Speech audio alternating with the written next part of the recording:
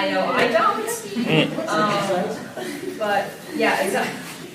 But going outside, just being out, like, go sit in the sun for like 5-10 minutes. It'll help with the vitamin D deficiency that you're probably getting from not being outside. Right. It's kind of hard for us to get to that when half our state's frozen 6 months out of the year. Oh my god. Yeah. You should try this to Las Vegas because it's the exact opposite. It's just yeah. Wait a minute. Wait a minute. So, like, I came from coming from New Mexico to here. We're still in like the 60s, 70s area most of the time, and then it's like, oh wow, 40 degrees. I'm like, okay, stop. The sun. So that's what that big light bulb in the sky is. For the next 8 months. Yeah. Like, are you from here? Like, I'm from Minnesota. Okay, so basically same here. It's worse. Oh, lovely. See, I haven't seen the sun once since I came up here. That's normal. Tomorrow. You won't see it here until what? Tomorrow. March if you're lucky. Okay, so I wasn't sure if it was just You want an idea of how bad Minnesota is? Take a photo of the Arctic tundra and then caption it in July in Minnesota. Yeah, see, I like Sun tomorrow. You have to bring it yourself. You have to come and get it yourself. Well, see, I'll see if I can haul some back, because we don't get like enough moisture, so. We get zero snow in Las Vegas. Yeah. All humidity. See, I don't have humidity, and that's what I'm thankful for. I don't have humidity. I just have death. Just 115 degree heat. It's just. Yeah, no. You need to get on that. You step outside, you burn. You need to get on that. I'm going to do the thing. I'll do the thing. Oh. Are you sure? Because our thing ends in 8 minutes. Oh, that's nice. That is lovely.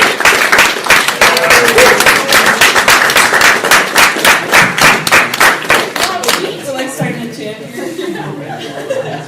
Is that cherry on the next? No. Well, It's maybe it's like at the end, if we start to chant loud enough, we can start shaking the towel. Oh. Well, considering they vibrated us all day yesterday. I know, they deserve it. What the heck? Shake them up a little bit. Just get me a broom. Keep it down up there! So, another question for working on the art team is that we have to work together with each other. I know, right? So, I know you two were involved in the collaboration. Right? Yes. Yeah. What was the process for that? Well, I did the line work for Rarity. Actually, it's a three-way collab It was. because Moon Sweet Cream Dancer was done by involved. Sweet Cream. Yeah. I did Rarity and Caramel for the lines, and then I sent it to her for the colors. And it was definitely weird seeing my art style with her colors because her colors are awesome. But overall, It's one of my favorite things about conventions is when you get to collab with your local artists. yeah. Because for one, you only have to do half the work, which is awesome. It's stressful working in conventions. So, and then on top of that, it always comes out great. And it's something exciting and new for people who have been following the con and following the art. It's something new for them. So it's probably my favorite out of. I mean, keep saying things are my favorite. I just like things. Yeah. So.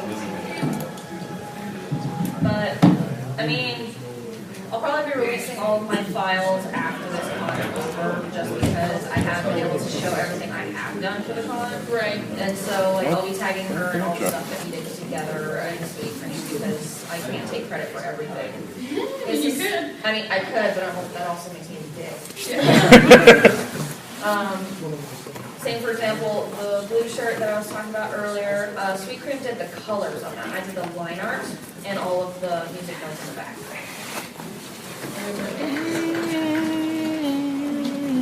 So I think you had to work with a halftone pattern for that, right? For the shirt design?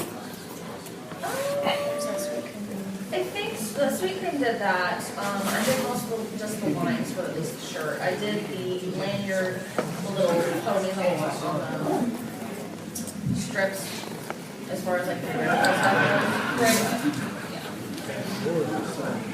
All right. Does anyone have any questions? Will you draw my stage? Anyone except you? Anyone else?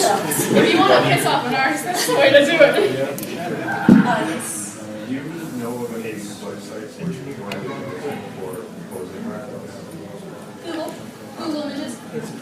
it's lame, but. I guess it depends on what references you're looking for.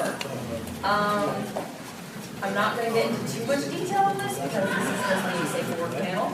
But if you're looking for not safe for work poses, unfortunately, you're gonna have to go turn off the safe search and like look for what you're looking for, and it's gonna look weird. If you're looking for poses on Google, you Yeah. just have to find it. Either that, or you can look at Tumblr because God knows there's a lot of not safe for work.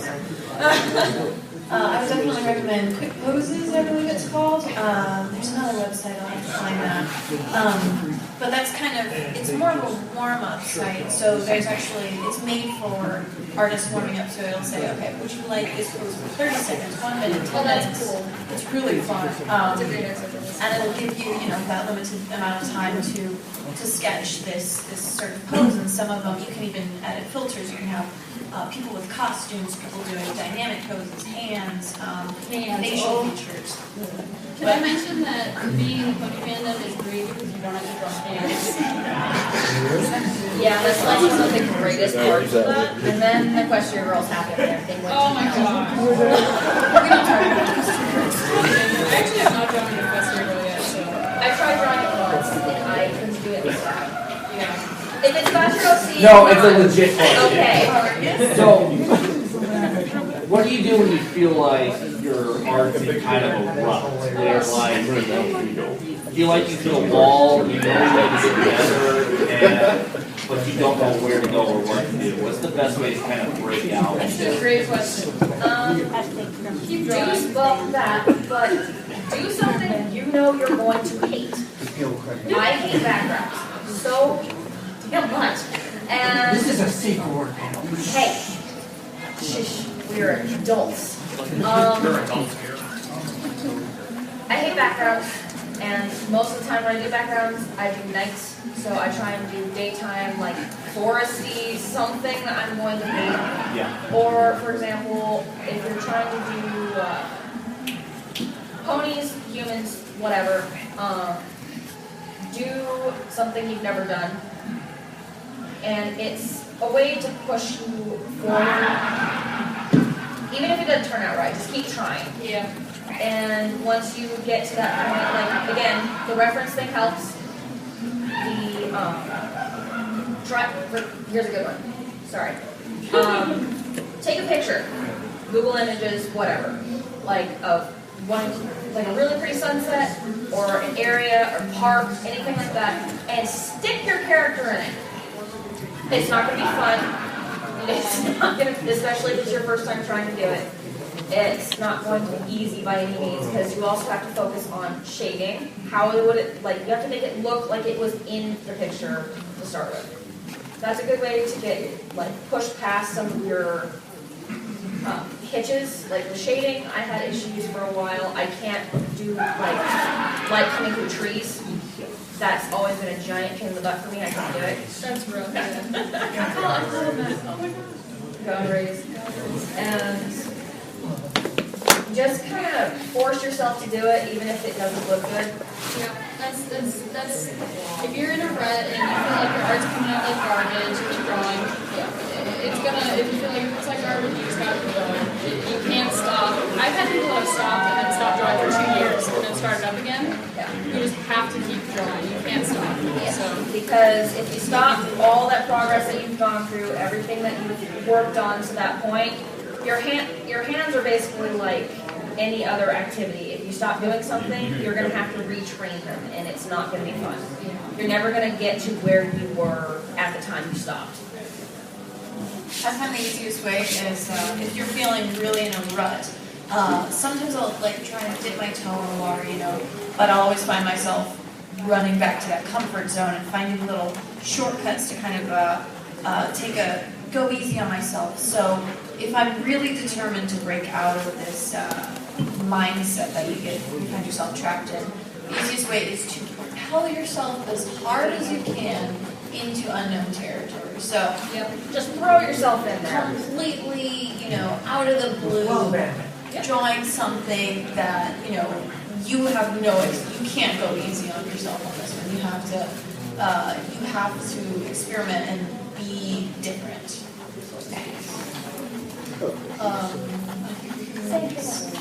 How would you say you would find your own certain sort of art style? I know people have different ways they draw their characters. How would you say you found yours? Find several artists that you love and take parts of what they draw and draw it. Try drawing in different styles. I love fluffy ears. Silent Wolf draws fluffy ears, and I looked at her style and I tried drawing her ears. And I after drawing it several times over, I have my own style. So it's not wrong to reference other people's styles unless you take the whole thing. Unless you copy paste their style as yours, it's wrong. But if you take different things from different artists that you like, you see graffiti on a wall and you go, holy shit, I like the way the eyes are drawn, take that, just try new things. It's like my style is a mishmash of all of my friends' styles. And it always has been. So.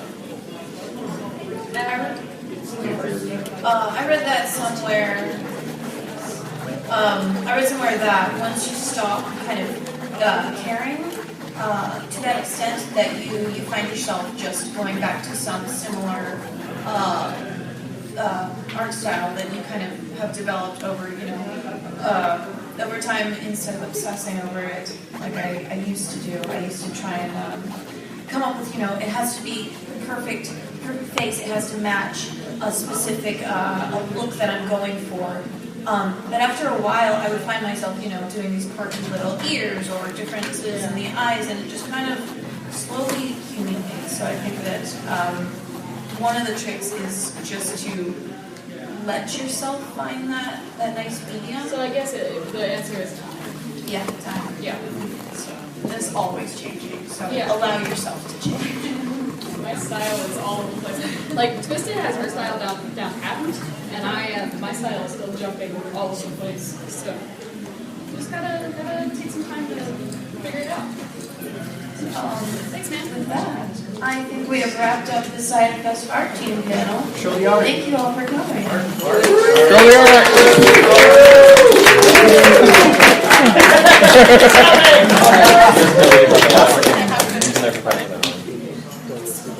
Twisted, show your face. All right, let's go around the horn and introduce ourselves. Starting here. All right, my name is Richard Barron. Okay. My name is Brandon Coleman. I'm Rod Steven.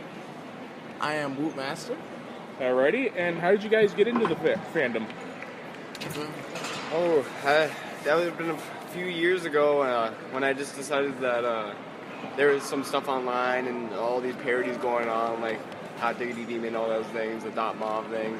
And I just kind of sat there and I was like, I was going to watch one episode or two, and then a whole weekend turned into all the 3 seasons that were currently out. Alright, and For me, I would have to say playing a video game and all of a sudden someone sprayed something on an image on the wall and then I'm like, oh, it's a picture of Trixie saying it's magic, I ain't gotta explain blank. Yeah. I'm like, oh, I thought that was the funniest thing ever, so I looked it up. I was like, oh, so it's a show. I watched the first episode and took off from there. okay.